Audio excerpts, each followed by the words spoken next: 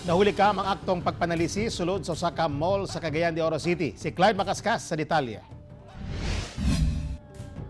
Dinhi sulod sa usa ka mall sa Cagayan de Oro City gihimo ang modus sa giingong salisigang.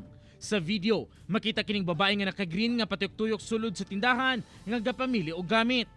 Kalit nga daghang customer ang misulod sa mong shop, padulong sa babae og daw gipalibutan kini samtang gapamili sab og mapalit. Usa ka babae ang misulay og kabot sa bag sa biktima, samtang ang iyang kauban mitabon kaniya og sa CCTV camera. Apan klaro gihapon ang pagsulay sa usa ka suspek sa pag-abli sa bag sa biktima. Hinuon, pakyas sila. Wala silang mihunong og patay mali nga gisundan ang biktima og panay tutok ang usa ka suspek sa bag niini, samtang gapangita og tiyempo. Diyang nakapwesto, subling gikot sa babaeng suspek ang bag sa biktima, samtang usa ka kauban gitabunan ang CCTV camera. Doon na pa'y gwardya sa ilang dapit, apan wala gyapon nakapansin sa krimen, og sa ikatulong pagsulay sa sospek, nagmalampuso na kini.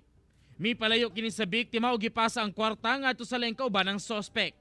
Nipadulong sila pagawas, sabay sa paghubo sa iyang jacket, dala ang 20,000 pesos nga cash sa biktima.